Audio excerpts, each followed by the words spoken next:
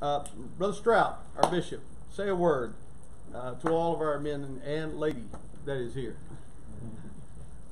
This is tremendous. I enjoyed that so much. That was just practical, gained no doubt through years of experience. So it could save all of us young guys a lot of trouble. We won't have to experience all that now. And I do appreciate it. And I was thinking earlier, Brother Pettigo, about Brother Woodward. And, you know, he doesn't get all these insights just because he's bright. He's intelligent. Obviously he is. But the natural man receives not the things of the Spirit of God. They're foolish. You know, they're spiritually discerned. So he knows all of these things, and God has revealed these things to him because of his walk. And I just want him to know how much we appreciate how many have been blessed by his ministry down through the years. These wonderful insights, they came to him because he's a man of God. He's a man of prayer.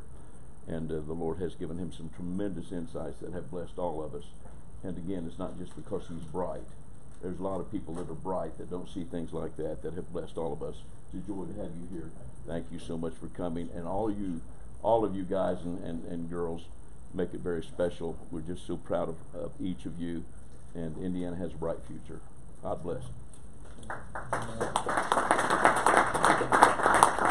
We love and appreciate Brother and Sister Strout, and thank you so much for your leadership. Thank you. Thank you for your forward-looking, your future-sightedness, and making things like this available. Thankful, Brother Johnson, and just all of our leadership in the district. It's always pushing us forward. And this is just another one of those events that, just like at, I want to just kind of put this out there before we even get there. I hope this is all right. But family camp, there is a breakfast for young ministers where you get to sit and do Q&A with ministers just like Brother Woodward and pick their brains and all of those opportunities that are out there. Please take advantage of every opportunity to get together, pull together, to learn from their experience and all those. Don't let anything pass by because they're all important. And so I'm going to get out of the way. What I do want to remind you of before we get to this next session is, and Brother Woodward, you hit it on at the end, there's the Q&A. It's very important. You have things in your life and in your ministry that you wonder about. This is your opportunity. Put it right out there on the table and have men of great wisdom and years of experience to attack those questions. So please have your questions ready at the end of the session. We'll have another Q&A, and we want everyone to feel free to ask a question. And you say, well, you know, it's not as important. All questions are important. They need to be answered because they fulfill something that's lacking in our life and our ministry. So write them down on your pad, make a mental note of them, and at the end of the session, we'll open up a time for Q&A again. So thanks again. Thank you, Brother Woodward. Come back and continue with the second session. Amen. Okay, before we get to number 9, for all you perfectionists, I just want to take a little detour here. This isn't on your handout, but it's something that's very, very important. It can make or break a team. It can actually make or break your ministry if you try to be something you are not. This comes a little bit from the business world, but my goodness, it applies to ministry. This is a question you need to ask about every ministry in the church. This is a question you need to ask about every member of your team. This is really a question you need to ask about yourself. When you're looking at a ministry, do I need a leader or a manager in that ministry? That sounds like business, but just hang on for a second.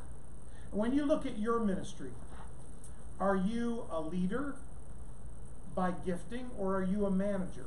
One's not bad and the other good. They're just two sides of the same coin. Here's what I mean by that. A leader emphasizes what we're going to do and why we're going to do it. And man, they can get up and they can cast vision.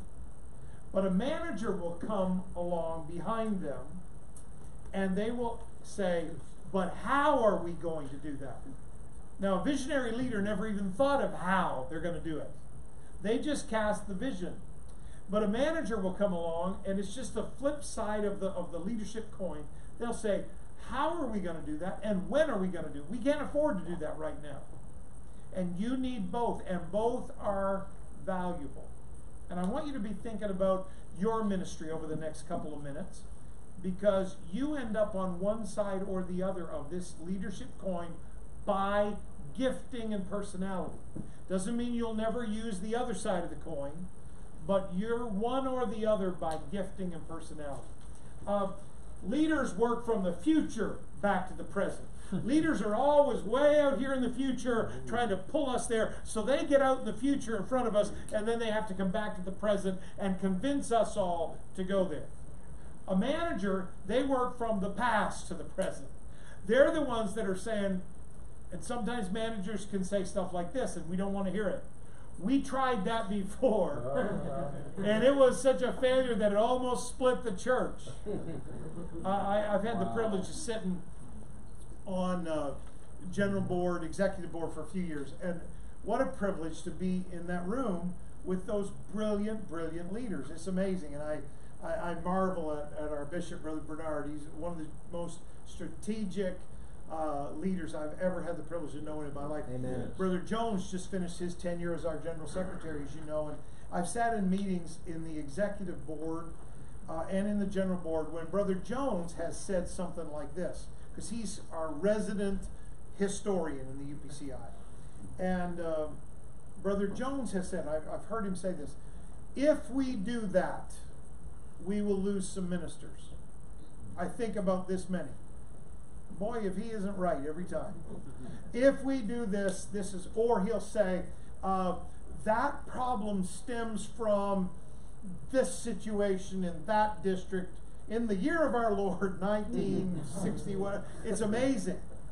And if you think about it, Brother Jones, such an anointed, capable, apostolic leader, incredible preacher. I've said to him so many times how much I appreciate him, because you don't think this about Jerry Jones. Jerry Jones for years functioned as a second man. That great apostolic voice, that incredible preacher who could be invited to pastor just about any church in our fellowship. But he put himself in the role of functioning as a second man. I remember one issue we were talking about, and it was an issue we knew would be controversy. And Brother Jones, he went to Brother Bernard the night before the meeting, and he said, Bishop, here's my feedback on this issue. Do you want me to say this or not? And I thought, wow, this great man who anybody would listen to his opinion, but he didn't want there to be perceived a division between him and Brother Bernard. And boy, my estimation of Brother Jones, which was already sky high, it went like through the stratosphere. This great, great man who chose to function as a manager. He managed so many of the facets of Brother Bernard's vision. And I thank God for his tenure. And of course, he was finished at the end of last year. But I'm so grateful that we haven't lost his voice and his values and his influence in the UPCI. So managers, they kind of go to the past, and they help us see the present in light of the past. Leaders help us see the present in light of the future. Leaders focus on the long term, but managers help us because they focus on the short term. Let me tell you, at CCC, I can come up with enough vision to keep us all dog paddling for the next 50 years. But I need a manager to say, we can't afford that right now. You spent all that money last month. That's what a manager does. Leaders love to innovate stuff. Leaders love to change it up. Oh my goodness, I love to change stuff. As long as they don't change my stuff. I love to change stuff. Do not touch my office. Jack, who is he alternates between being my best friend and my worst enemy. It depends on the day. He's got a little devilish streak in him, and he knows that I'm a perfectionist, not even trying to recover. And so in my office, I had this big chess set. It was like, I call it my New Brunswick chess set, because I don't know where I found it, online somewhere, but it has farm people. So the king is you remember American Gothic, the old man and the woman, the farmer and his wife.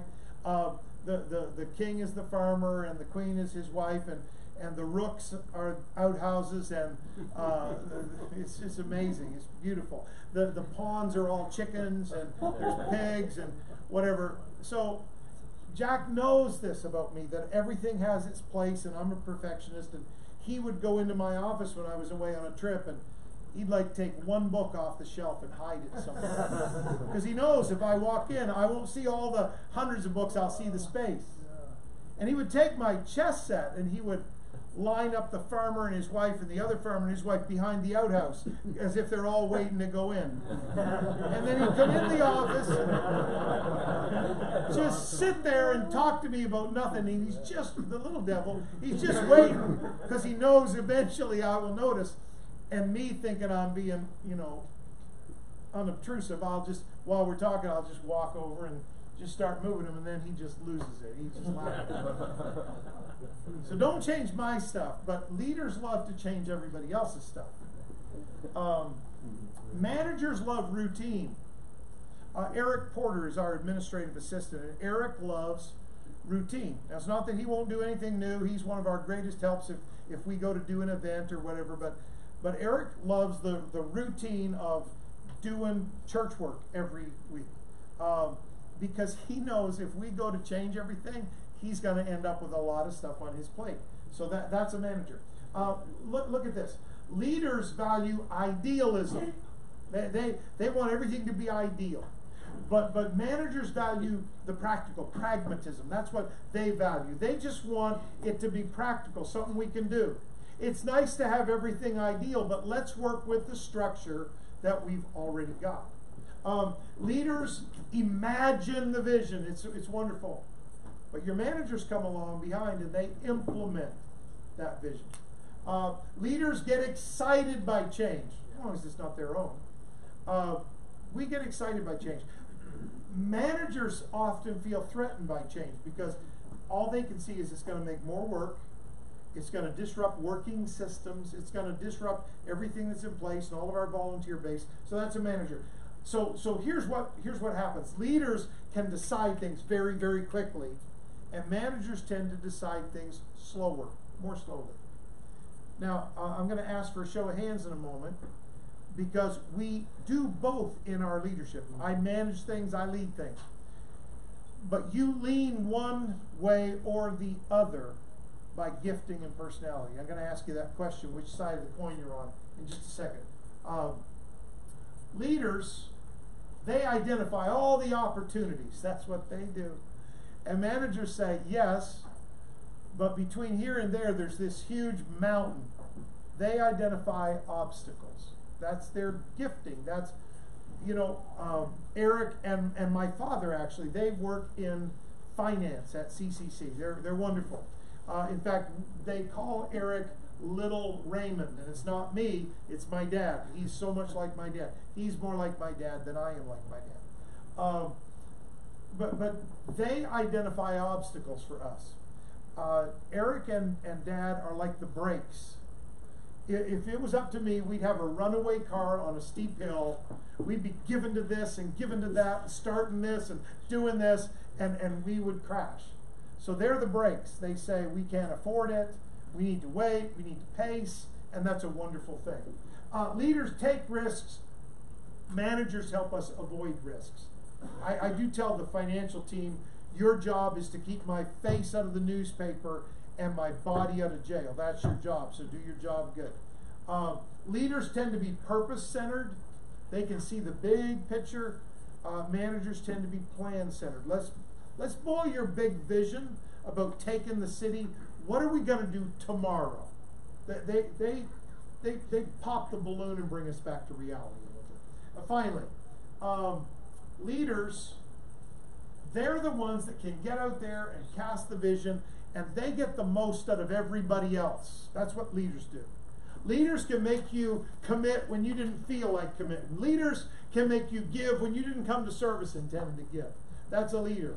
A manager, they're the people that behind the scenes, in the office, hunker down over that computer. They're not so much about getting the most out of everybody else. They just give you their guts every day. They get the most out of themselves. I cannot imagine. You've never met him. You wouldn't know his name unless I told you his name. You'll never see him on the webcast. He's probably running the webcast, but you'll never see him on the webcast. But I shudder to think of CCC without Eric Porter. He runs so many things administratively for us. Leaders want people's approval. As a leader, when I get up and cast vision, I want you to buy into what I'm saying. I want your approval. If I don't get it, I'll go talk to somebody else. I'll get somebody's approval. But a manager, and this is where we need to be careful if we're on the leadership side. Managers actually need approval because they're typically buried in the background, buried behind the scenes, buried in an office, hunched over a computer, and they need somebody to say, you're valuable to what we're doing here. You're not on the platform, in the microphone, in the spotlight, but you're very valuable. And finally, I love this. Leaders, their motto is, let's do the right thing. And managers are like, let's do the thing right. That's their deal. Now, let me ask you a question. There's no right or wrong answer, obviously, because God wired us. How many of you lean toward the leadership side of that chart? Very good. How many of you lean toward the manager side of that chart? Also wonderful. How many of you leaders are currently, you're like an assistant leader, you're on the team, so you have the kind of the leadership side of things, but you're kind of serving in a managerial role for somebody else's vision right now. Would you lift your hand? Very good. And how many of you, you're kind of manager, that's kind of how you're wired, but right now you're like the senior leader wherever you are. Is there anybody like that? Very good. Okay. So you see that? The one that is the most difficult, I think, out of all of that, is when you're wired for this, but you're functioning in this right now. They're both a little difficult. They both feel awkward, but I think that's the most difficult one. When you're wired to lead, but you're serving somebody else's vision. And I would direct you, if that's you, to the story of Joseph. Because Joseph spent about 14 or 15 years of his life making other people's dreams come true, thinking his dream was never going to come true. He made Potiphar's dream come true. His house had never run better. He interpreted Pharaoh's dream. He interpreted the butler's dream. Like, Joseph made other people's dreams come true for 14 or 15 years, thinking that God was allowing him to, his dream was lost. It wasn't going to happen. And Joseph didn't understand that while he was busy making other people's dreams come true, God was backing him into the place where his own dream would come true. And that can be a little bit of a difficult spot. Now, leaders and managers. So we got some of each in the room. Anytime you get a show of hands and half are like this and the other half's like this, that's good reason to have a church split. It would be easy to just magnify differences. But leaders and managers aren't supposed to compete with each other. Right. We're supposed to complement each other, and that's what we've got to remember. So what we both need to do is, if you're a manager who gets your joy out of the details, and you get your joy out of making sure everything's done right, then what you need to do is you need to compliment the leaders, and you need to appreciate their strengths. If you're a leader, not everybody's going to be up in the microphone casting some vision or preaching some sermon. Our job as leaders is to appreciate people that have giftings different than our own. Now, we've been talking about Jesus developing disciples. He didn't ask for volunteers. He chose followers, and he developed them as disciples. If you're going to develop people on your team, whether your team is you're the senior pastor and everybody else is on your team, or whether you're leading a department, you're leading a youth group and you need some people to help you with different things in that youth group.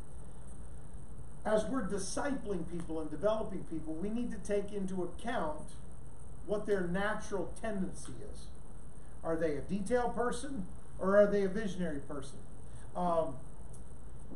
Jack is not a detail person. That is the nicest way I think I've ever said that. He's not a detail person. He used to tell me, this is the statement that made me want to kill him so many days. I would say, Jack, where's your calendar? I don't have a calendar. Jack, you got to get a calendar. Preachers have calendars. You got to get a calendar. And he would say, oh, my calendar is your calendar. If you are out of town, I have to do this. And if you're in town, I don't. It just went to him. You have to have a calendar. I have a calendar. So you have to have a calendar because I have a calendar. He's not detail oriented. That is a really kind way to say that, Audrey. I'm very detail oriented. I've got stuff in my calendar. If I ever lose my calendar, you will find me on the side of a road somewhere, just different giftings. Now, if you put Jack, he's a leader in this sense. If he's like Tom Sawyer, is that the guy that painted the fence? If he goes to do something, 15 people want to go help him because he's a joy to be around. He's got a great personality. He's got a genuine, natural leadership gift. So here I am. I'm kind of more of a managerial type, but I'm in this role, and he's more of a leader type, and he's in the manager role right now. That can create tension if we don't honor each other's gift. Now, let me talk to you again, because I'm trying to stave off number 9 as long as I can for all of you perfectionists. Jesus never asked for volunteers. Instead, he developed disciples. I want to talk for just a moment here about the difference between leaders who train volunteers and leaders who make disciples. And this is all of our job. This is not just for senior pastors. This is for all of us. This is what we do in the church. So 90% of leaders in America, basically, church leaders rather, train volunteers. That's what 90% of church leaders do. They rally the troops, they say we need help, and then they try to teach them what needs to be done. Only about 10% of church leaders actually develop disciples. That they actually invest in those people. And here's the difference. Their purpose is to grow the people, not just to grow the church. It's to grow the people, not just to grow the department. It's to grow the people, not just to grow the numbers. That's the difference. Leaders train volunteers if they want to add growth. But when leaders develop disciples, that multiplies growth, because it's not all bottlenecking in you. If you're a great Bible study teacher, take somebody with you, teach Bible studies with them in the room, and then set them loose. And what you just did was you multiplied Bible studies. Instead of just adding by taking one more person to a study, you multiply. Leaders who train volunteers, this is a big thing. This is an ego thing. And most of the people in this room are men, and the male ego is one of the most treacherous enemies of ministry and leadership. And leaders who train volunteers, they need to be needed. I'm going to train you to do exactly what I tell you to do, when I want you to do it, how I want you to do it, because ultimately I need to keep my thumb on it and I need to control it. Now, leaders who develop disciples, we want to be needed, but we don't have to be needed. If somebody eclipses us, if somebody takes that ball and runs down a different track and gets the same result done, we're good. We're not developing, we're not just training volunteers. We're developing disciples. This is great. I did this with Jack. This was one of the greatest errors of my leadership early on. When you're just training a volunteer, you always focus on their weakness. And our message is, whether it's conscious or subconscious, our message is, you need to learn to do this better. You need to do better this way. You need to do this in a different way. And we're always focusing on their weaknesses. Thank God for the day, and God really spoke to me about this, and God didn't speak to me nice about this. He really rebuked me, and I'm very serious. Thank God for the day that I stopped focusing on all the weaknesses of the people that I had on my team, and God made me appreciate their strengths. Because when you want to develop disciples, when you want to invest in people, you've got to focus on their strengths. And all too many of us have had people point out our weaknesses over and over and over again. Can I just say, That's not good leadership. Right. To spend your life pointing out everybody else's weaknesses. Because you've got weaknesses too. Right. And everybody has weaknesses. So our job as leaders is not to fix people's weaknesses.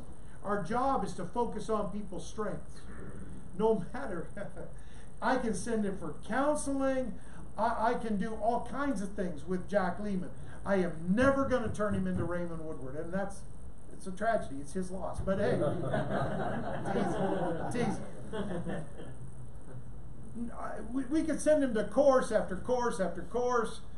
We could, like hang him by his fingernails and do water torture. We could do whatever. He's never going to turn into me, and I'm never going to turn into him.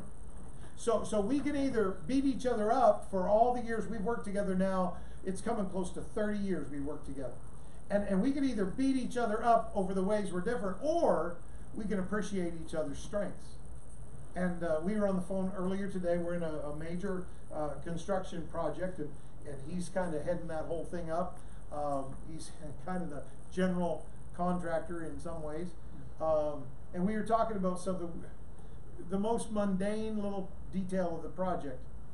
And he called for advice because I'm Mr. I want to make it look right. It's going to be aesthetically pleasing, and he just wants to get it done. So we're negotiating back and forth on the phone today from the airport. Those conversations years ago would have gone like this. Woodward, before he leaves town, gives him a list of every little detail that I want done, and you better not vary or, you better not stray. That's not a good way to lead. That was a huge, glaring error in my leadership early on. So if we're dealing with the gory details of construction, a lot of times he'll defer to me because I'm the detail guy. But can I tell you, when we're dealing with people, I'm the lead pastor. I defer to him on almost every case. He's in the trenches with those people. He's naturally gifted. Let me say this. There's the role of a pastor, and there's the gifting of a pastor. Mm-hmm. And those are not the same thing. Right now at CCC, I have the role of senior pastor. That's a God-called thing. I'm good with that. Church is good with that. Jack's good with that. I have the role of pastor. That will transition in 2021, in about 2 years from now, a little bit more. But for right now, for the last 18 years, I've been the senior pastor. That's my role. Can I please be honest with you? That is not my gifting. I'm not gifted to be a pastor. Pastoring in the scripture is the caring for people and whatever. And so many times I look in the mirror and I think, I don't care. Like, I need to care. God, help me care.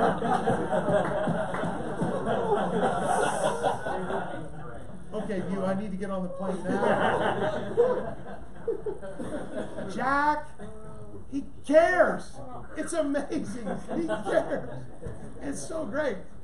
He bleeds pastor all over these people. It's amazing. Now, right now, this is the weird thing. I have the role of a pastor, and I tell people, and I'm pretty serious here.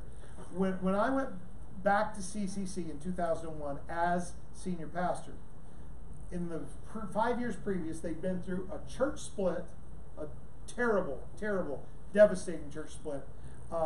They'd had one short-term pastor who tried to hold things together, and thank God for him, or there wouldn't even be a church there. And then they'd had another pastor who dropped dead after 7 months of serving them as pastor at the age of 49. They had been through drama and trauma for 5 years. They were battle-scarred. And they were also dysfunctional because they were so paranoid that somebody else was going to leave. Somebody else is going to go across town. Somebody else is going to backslide. Somebody else is going to walk away from truth. They were paranoid. It was awful. If God hadn't sent me back there, I wouldn't have wanted to be there. Can I just be real transparent? They needed somebody that was just like, I don't know what to call this, anointed mean. Just somebody that would look at them and say, that's not getting attention anymore here. That doesn't work anymore. You complaining and gossiping, that doesn't work anymore. So you can do, you know, back in those days, I never did say this across the pulpit, but I said it in private. You can either leave, you can get on board, or you can die. Whatever you prefer. Doesn't matter to me. Now, Jack bleeds pastor. He couldn't do that to anybody. He couldn't say that to his dog. Because he's a pastor. He's gifted to be a pastor.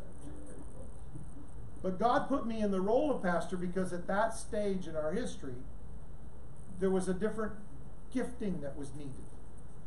Now, you may disagree, and you're welcome to disagree, and we can disagree in the Q&A. But I really see that as very important, actually.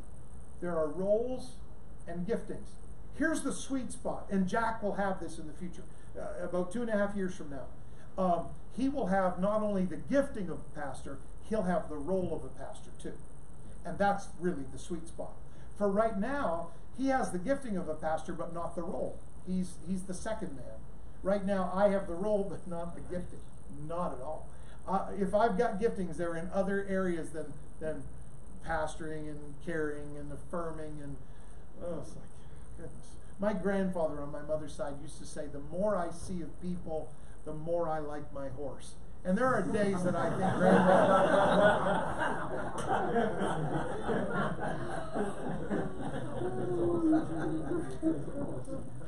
how did we get here? Oh yeah,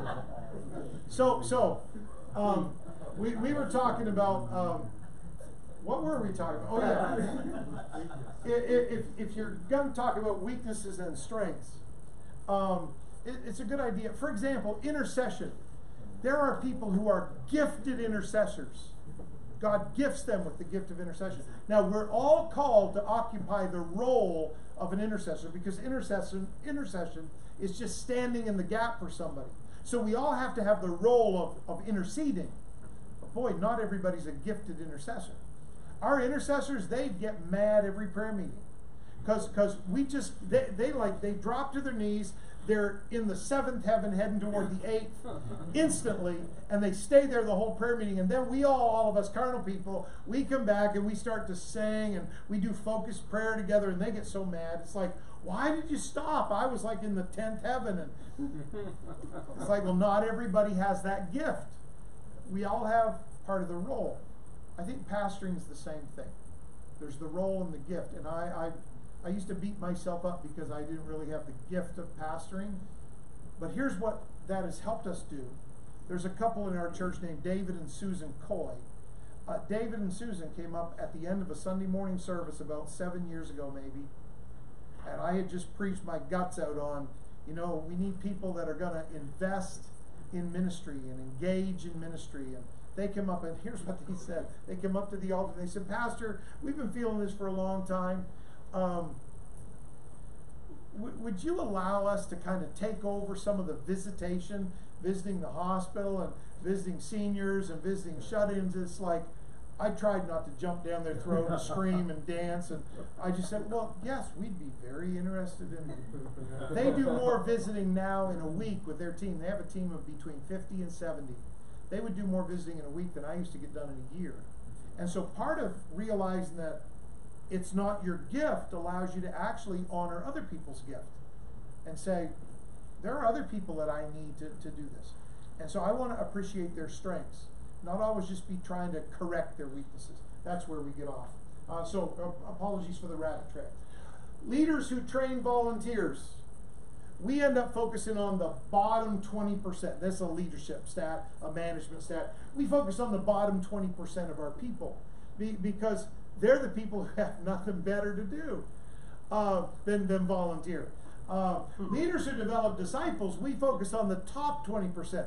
These are people that are very responsible, very busy. They've got huge commitments at work, but we're focusing on that top 20% because we see the potential in them.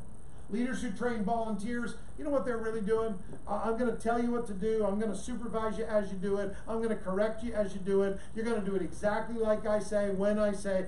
Really, we're lifting ourselves up. But if you develop disciples, you're lifting them up. They're going to take it to heights that you never dreamed possible.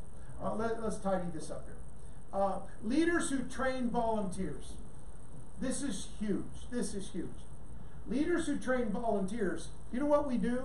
We spend time with people. People call, they want a meeting. People call, they want counseling. People call, they want to see the pastor. People call, we spend time with people. But leaders who are intentional about developing disciples, we don't just spend time with all the random people that come in and out of the week. We invest time with people. And there are people that I want to sit down with. It's not that they're better than others. It's that they're more integral to the success of the church and the kingdom. And so I try to invest time with them. Leaders who train volunteers. We ask for little commitment. Would you volunteer for the VBS program for a week? Would you volunteer to help us with this event over the weekend? We're asking for little commitment. But leaders who develop disciples, because you see the future, we ask for much commitment. Early on, when Jack and I first started to work together, there were things I asked of him to do. There were commitments in his personal life and lifestyle that I asked for, because I saw in the future I wanted to be leading this thing. And so there was a lot of commitment there. I never asked for that from anybody else, but him, yes. Okay, so let's do this, and then we'll move on. We'll get close to number 9 here in a second. Leaders who train volunteers. We lead everybody the same. If you're going to train people how to run lights, if you're going to train people how to clean a building, if you're training them all the same. But if you're going to develop disciples, every person's unique. Every person has a different gift mix, and so you're going to lead everybody differently. That's why leaders don't do this, because it takes time, and it takes studying people, and it takes prayer. So that's why more people don't do that. But here's the win. Leaders who just train volunteers, they end up impacting today. They impact the present generation. I can train enough volunteers to keep CCC running smoothly. We can have little seminars on how to do this and how to do that, and we can keep everything running smoothly till we all die. But if I develop disciples, if I invest the time and the energy in people, and I'm investing in their ministry, that's the big difference. I'm not investing in my ministry, I'm investing in their ministry. I'm not setting up my future, I'm setting up their future. That's the big deal. And those kind of people, they get to impact the next generation. Here's your question, bro. If you have a problem with leaders and they're not fitting and it's not working and you're ready to kill somebody, which would never happen in Indiana, but it happens in Canada. Every once in a while you need to evaluate how things are working. Don't make the mistake of giving something. We learned something from my pastor. When we bring somebody on the team, we ask them for a time commitment. Help us with this event. Help us for 3 months in this department. Help us get through the summer in this department. Help us this fall with this outreach. Never do we say, you're going to be the man for the next 6 years. You're going to be the lady forever. We never do that, because you don't know the future. And so every once in a while you need to evaluate, and if it's not working, I think it was Rick Warren who said, if the horse is dead, dismount. Like, stop beating that dead horse over and over and over again. So every once in a while, here's what you do when leaders aren't fitting. You either retain them because you tweak a couple things and it's okay, or you reassign them. And that's what I meant by moving them sideways. We don't kick people out of ministry at CCC, but we will explain the way of the Lord to them more perfectly. We think you'd be a great fit for over here. We love you being involved in the choir, but people are running for the doors when you sing. So we do have one sweet lady at CCC every once in a while. Do you all do like seniors choirs down here? No? You're smart. Every once in a while. We do, at CCC, the seniors are called the keen agers because they're really keen. I don't know. It's a terrible name. But anyway, every once in a while, the teenagers, they do a choir. They haven't done it for a while. But we have one sweet lady who loves to get right in front of the microphone. And her voice sounds kind of like a cross between bagpipes, a bull moose, and a terrible train wreck all at the same time. And so the seniors choir hasn't sung for a while. But you don't move people down. You don't embarrass them or humiliate them or dismiss them. Your job as a leader is to find their sweet spot and develop them. So if they can't do that, there's something they can do. God put in everybody something they can do to contribute. And we've got a guy right now, we're in construction. His name is Nick Walsh. Nick was a druggie. He showed up at CCC. He's still skinny as a rail, a big tall guy. He was on drugs. He wrecked his health probably. Like he still has that skeletal look of a drug addict. They've got him on some methadone, I think they call it. So it's like a drug to get off of drugs or whatever they do. And he's coming out of that. Nick's pretty quiet. He's pretty backward. He doesn't have a lot he can contribute. But the 1st of January, we stood up and said, we're going to gut the kids' wing and rebuild it this year in the next 4 months. And we need some help. Nick has been there almost every day. He pulls staples out of the wall. He hammers stuff together. He's learning a little bit of elementary carpentry. He's carted more pieces of sheetrock out of that place into the dumpster than I could count. And he's just faithful. And I said to Jack the other day, or Jack said to me, you know, he couldn't give very much. But when we finally found a spot where he could give, he put everybody else to shame. He's been the most faithful volunteer on that. Everybody that you're looking at, you're frustrated with, you don't know what to do with, there's a spot for them. So if you can't retain them where they are, try to reassign them to something else. Or maybe retrain them to do that job. Sit down with them and try to help them. And if you can't, then release them. Just let them go out of that ministry. Because so many pastors are afraid to make a decision. We spend a disproportionate amount of time in the pulpit trying to correct one guy sitting back there in the back row. And we're preaching right at him and nobody else has a clue what we're saying. Because we don't have the boldness to go to him and say, brother, this is an issue. And every once in a while as a leader, you have to do that. If you're not the senior pastor, check with the senior pastor before you do that. Or your wife. I love this statement. I think this is original. I don't remember hearing it. If I did, I heard it in my sleep. The conversation you most dread having is almost always the conversation you most need to have. If it's between you and your pastor, if it's between you and another leader, if it's between you and a member of your team, if it's between you and your spouse, the conversation that you've been having in your head over and over and over again, and if you could tell them, you would tell them, that's the conversation you almost always most need to have. And that applies when we're dealing with leaders. Sometimes you need to have a difficult conversation with them and say, I think I've got a better spot for you in the church. Let me help you here. Finally, let's go to number 9. Because we don't want to leave you frustrated before we send you out to fellowship. The key to mentoring, we'll talk about this a bunch tomorrow. The key to mentoring somebody, the key to discipling somebody, is to let them see your heart. Not your plan, your heart. In line with that, when you're talking with other leaders, when you're trying to get volunteers, when you're wanting to get help, don't just talk about what you're going to do.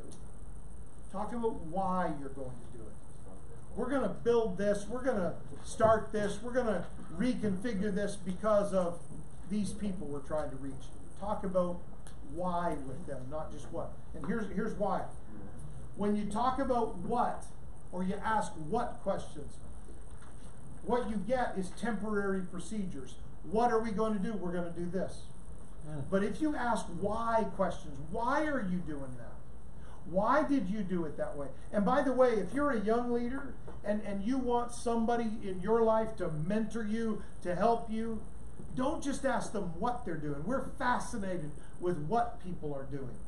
And so we go to churches or we go to conferences or we're talking to fellow ministers and we find out what they're doing, and we go home and we try to add that into what we're doing, and we end up making a mess of things. Find out why they're doing what they're doing. Why do you do it that way? Why did you structure your new members class that way? Why do you do your discipleship that way? Why do you configure your services that way? When you ask why, what you get is transferable principles. Why questions are always more powerful than what. And when you're dealing with leaders in your own life, telling them why is always more powerful than just telling them what you want to do. Okay, that's it for now. Questions, comments, whatever you got. Yes, sir. What practical things does CCC do to effectively identify, equip, and involve new leaders? How do you practically make disciples? Very good question. On that vein, I understand the why. What is the what? Yep. With us, what we're doing, two things that I think we've tried to hone in on. We're trying to look young and we're trying to look new. And those are both counterintuitive. Typically in an apostolic church, because we value lifestyle commitment, we think we've got this mental block that somebody's got to be around for 40 years and dot all the I's and cross all the T's on holiness before we can let them do anything. To grow a church and to involve new leaders and to build a leadership team, you've got to look toward new people. They can't do everything. They can't do stuff on the platform. They can't lead a department. They probably couldn't teach a class. Not yet. But they can do something. And so to raise up leaders, we're trying to look toward new people. What can we do with our newest people to let them do something that contributes to the church? But the other thing that has been huge for us, as far as the what we're doing to raise up leaders, is we're trying to look young. If we've got a webcast, which is a mixed bag, I got to tell you. It's wonderful in some ways, and it's kind of terrifying in other ways that everything that happens in your sanctuary is somewhere online for somebody to look at or put on YouTube. We started the webcast years ago because Jack said, we got a bunch of missionaries that are from New Brunswick and they want to hook up with our church, so we're starting a webcast. And I said, no, we're not. He said, yes, we are. He said, no, we're not. He said, yes, we are. I said, Jack, we'll look like a bunch of like hicks, which we did for a while. He said, I don't care. We're going to start it. So we started a webcast. I let him overrule me. When we started our webcast, we had 3 consumer brand Sony handycams. They were about this big around. When you zoomed in, they were all like shaky and whatever. They were on little skinny tripods.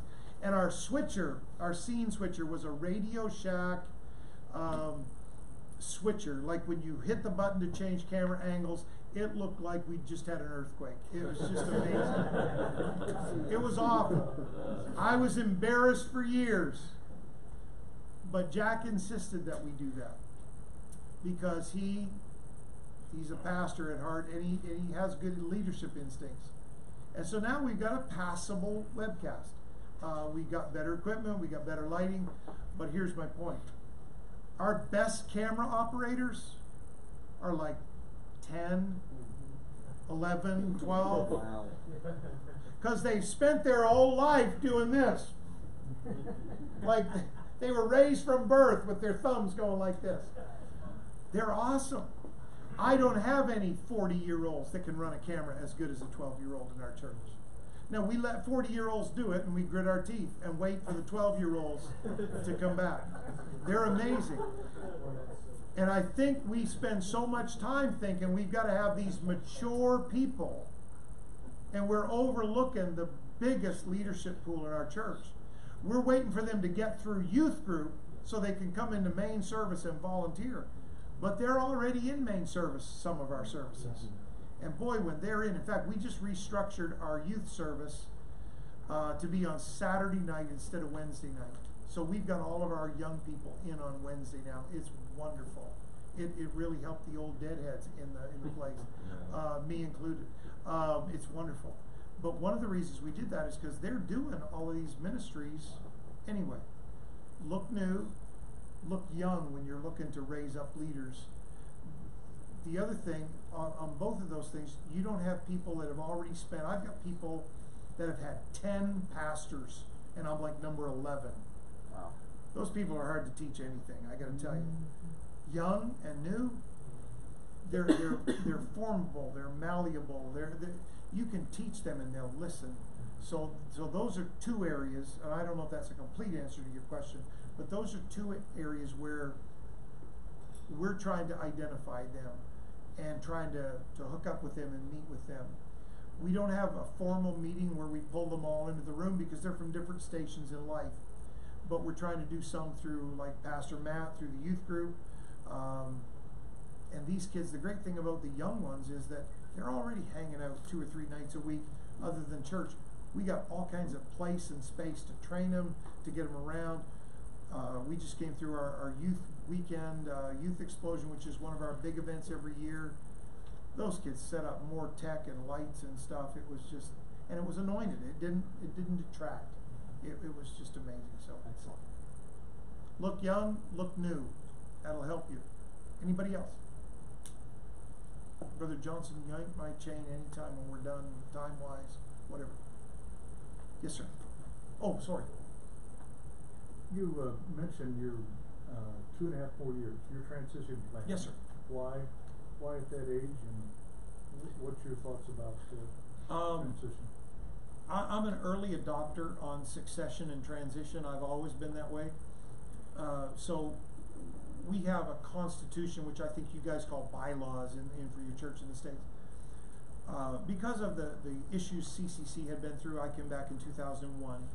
And I was smart enough not to do everything the first year, obviously, but about 5 years in, we rewrote our constitution, our governing document.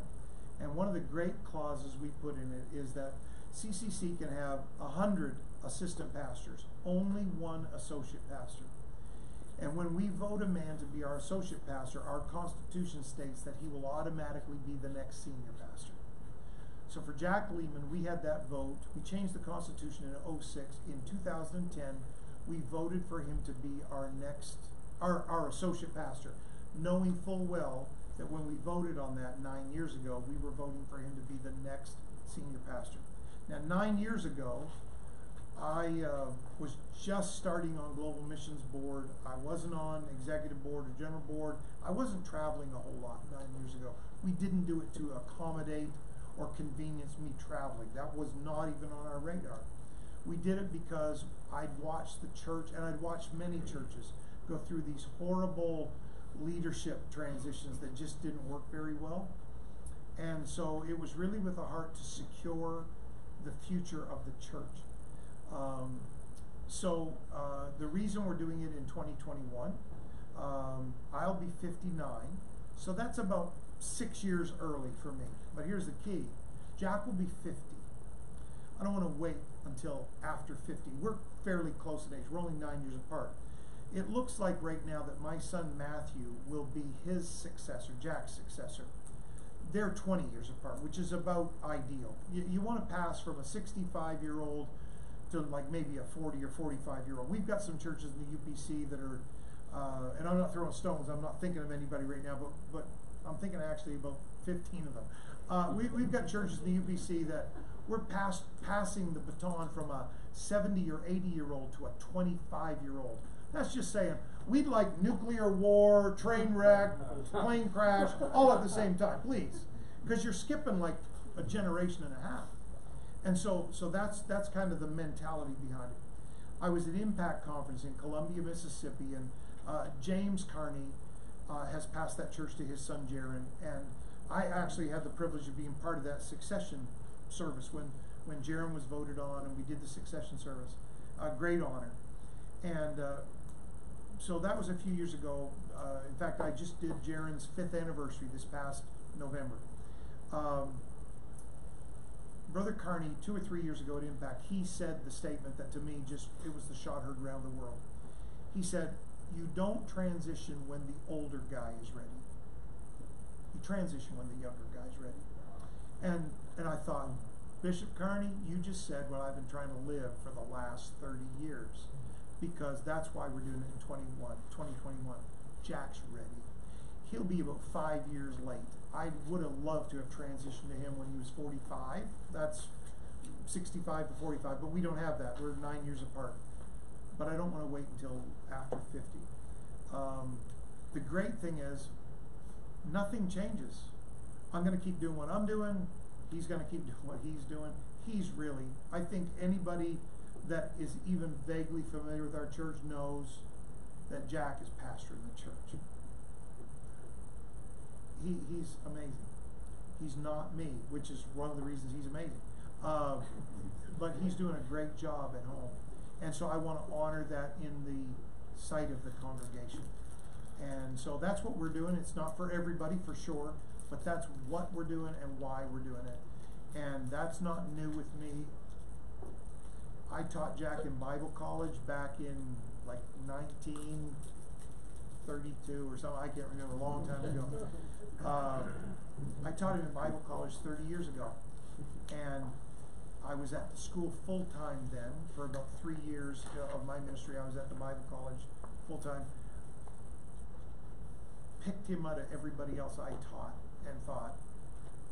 And it wasn't like pulpit ability. In fact, he was the kid that went to Bible school and told the staff, I do not want to preach. Do not put me on weekend ministry. I will not preach. If you stand me up, I will not open my mouth. If you put me in the pulpit, if nominated, I will not run. That was him, and yet character. Tragically, I think this was Bill Hybels that said this, but it's still a powerful statement even though Hybels messed up. He said, on a team you need chemistry, you have to be able to work together, you need competence, they have to be able to do the job, and you need character. And you can train competence. You can train people to do stuff. You can work on the chemistry of a team, but you cannot train character. And that's what, it just went off like a bomb in my spirit when I taught Jack over 3 years in Bible college. This kid has character. And 30 years later, he still has it. So that's where we are. Thank you for the question. You can tell that's kind of a hobby horse with me. Anybody else? Yes, sir. What if you feel you have people on your staff that are probably not in the right seat on the bus? And so the answer would be definitely to develop people to take their spot. Yes. But what do you do in the meantime? Because like that doesn't happen. Yes. It doesn't happen overnight, that's for sure. Yep. What we've tried to do in a couple of instances is broaden that ministry. In other words, we've had some ministries where we just felt like people were really in the way. I know that doesn't happen here, but we had one guy we had one good guy. He's a really good guy. We gave him 3 different ministries, and he killed every one. Under his leadership, attendance on all ministries went down to him. So we stopped giving him ministries to run. But on the last one, we finally grabbed a clue, and instead of saying, we want to move you again so you can kill yet another ministry, we just broadened it. We started bringing in volunteers, not under him, beside him. And that helps. Sometimes you can actually ramp up the dedication, commitment, even the capability of a leader by bringing in somebody that's sharp beside them. And that's where you have to have a difficult conversation and say, now I'm going to put these people together. We're going to put you together with this person, and together you're going to lead this event, or together you're going to lead this department for the next 6 months or whatever. And boy, sometimes bringing in somebody sharp beside them really makes them pull up their socks. But the overall impact is that even if it doesn't, you've got somebody else that has learned the ropes, and you have to supervise it. And that's why people sometimes don't do it, because for that few months, you gotta keep a close eye on it, that he's not or she's not trying to put thumbs down on the new person that came in. But we've had some success with that. Just instead of moving somebody out, move somebody in. Like instead of taking the trouble spot out of the department, put in some good people in the department and make it very clear to all concerned, these are co-leads. You're not bringing you new help to kill. We're bringing you a co-lead to work with. And that's helped us some. There's been a couple of instances like that. Would that be on a staff though? Like your directors? No, that's volunteers. On staff, the greatest thing we've done is what Pastor taught us to do. Don't hire anybody long term. 2 years, 1 year, give them a commitment. And we always say, at the end of 2 years or at the end of 1 year, whatever it is, if you're done with us, we're not offended.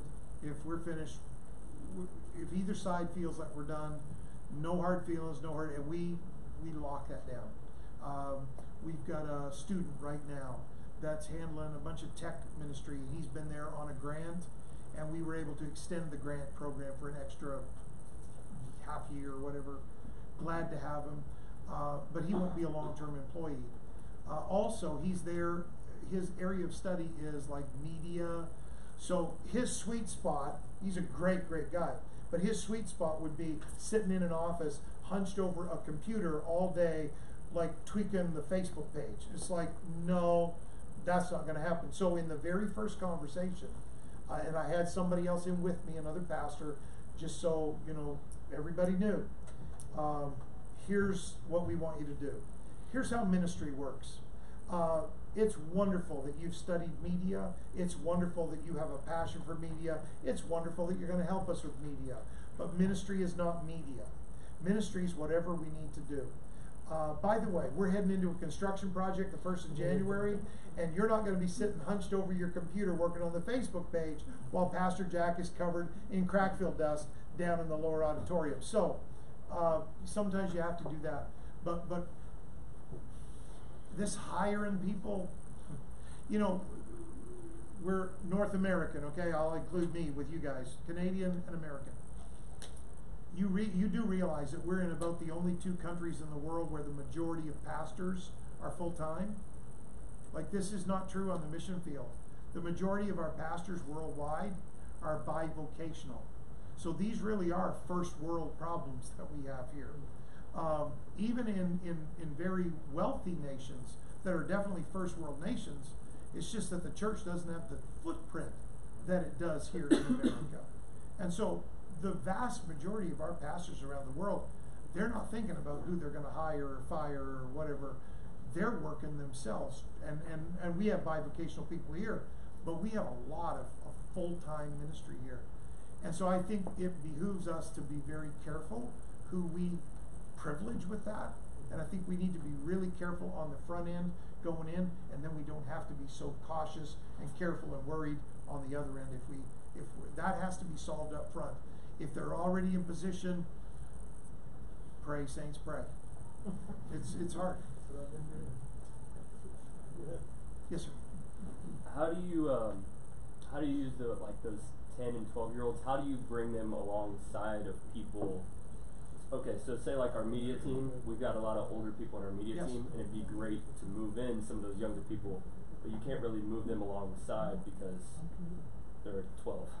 Yes. And that'll be kind of offensive, I guess. Well, so what we would do is try to schedule them so that the senior saints are on sound and the younger ones are on like video and screens and whatever. So they're in the same area, but they're working on separate things. The only place we try to be a little careful is, what do they call it? All you media people calling the shots or whatever. Like we've got one guy with a headset or whatever, and he talks to all the camera people. I think that's what we do. So he'll say like, focus in on that or zoom away, pastor's got something on his face, zoom on the other side, or I don't know what they do. So we would not put a 10-year-old telling a 40-year-old what shot to frame. We wouldn't do that. we are smart in Canada. But we would put a 10-year-old telling a 20-year-old what to do. Like, because we're trying to build that culture. Because some of the 20-year-olds, we started them when they were 15, so they're okay. And you know, that's the balance of pastoring, and all of you younger guys that are in an established church, there's not one bit of sense. Early on, we had this bright idea. We were so frustrated, and Jack had come. He came a year later than me. We were ready to like shoot everybody, take the money, and start another church. Oh, you think I'm joking? And we had this great plan. We were gonna, I'd heard pastors say one time about POA, I heard him say, you know, there's like 20% of the people that are good apostolic people, and the other 80%, we take their tithes and we make it happen with the 20%. He said something like that. So Jack and I came up with this great, beautiful plan. We were going to take the tithes, keep the services running, but start a church downtown and not invite any of them to come. We really were serious for about a month. And then somebody talked to us and straightened us out. But all of you younger guys in established churches, don't forget that the reason you have a building, and the reason you have a sound system, and the reason you were able to buy those lights and those computers and those special effects and keyboards and whatever else you got, is all those faithful old saints.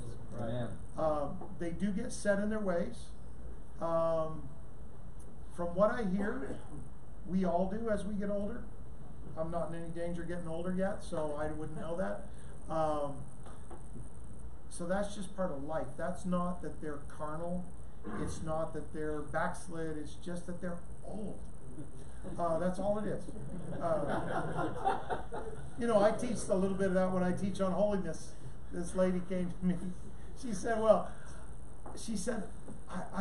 if I let my hair go gray, she said, my hair will make me look old. And I said, sister, it's not your hair. It's your face making you look old. Now, I knew her well, so she took that quite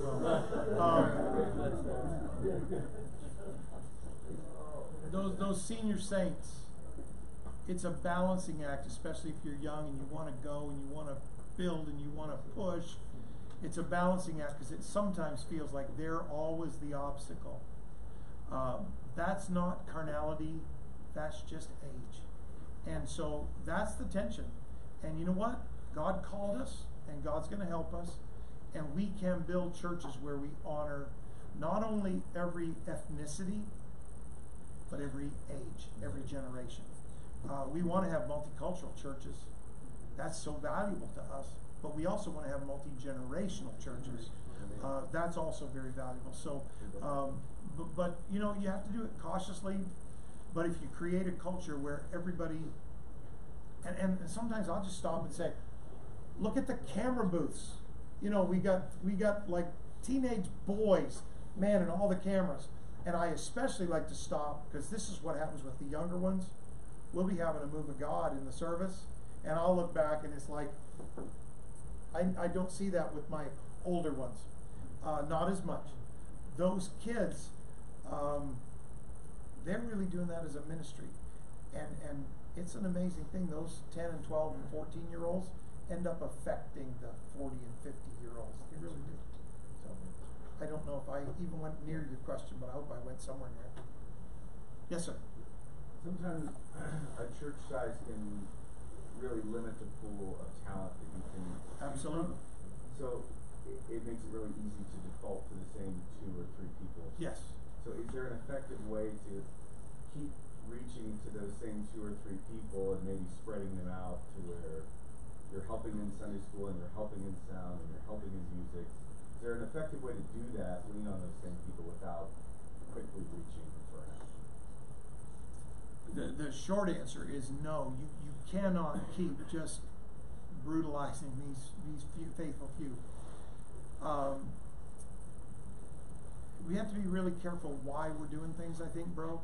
Sometimes we've started ministries because somebody else started a ministry, and like, you know, if I go preach for Morel, Cornwall, we're all backslidden. We got to go buy 50 buses and teach 400 Bible studies a week, and I can drive the staff and all the volunteers crazy just by coming home. And then, you know, it's terrible. And you go to POA and you come back and it's like, my God, we got to pray. Like, come on. And then you go somewhere else, and we got to be careful that we start what God's directing us to start, because God is, I can assure you, God is not directing us to burn out good, faithful people. So that's where we've got to come to grips with, number one, is this God's will? And number two, is it God's timing? Maybe it is God's will for us to have a bus ministry like Wichita, but maybe the timing's not this year, because we don't have the volunteers yet. So you can do just about anything with the same 3 people, but once you lose those 3 people, you're sunk. So it's worth waiting on some of those things. I would lean in heavy on the side of those people, and that's not my nature. You know, remember me. Beatings will continue until morale improves. That's not my nature, but wisdom says, and experience says, we're going to lose them if we keep doing that, and then we really will be up the creek. We won't have the same 2 or 3 faithful ones to lean on. So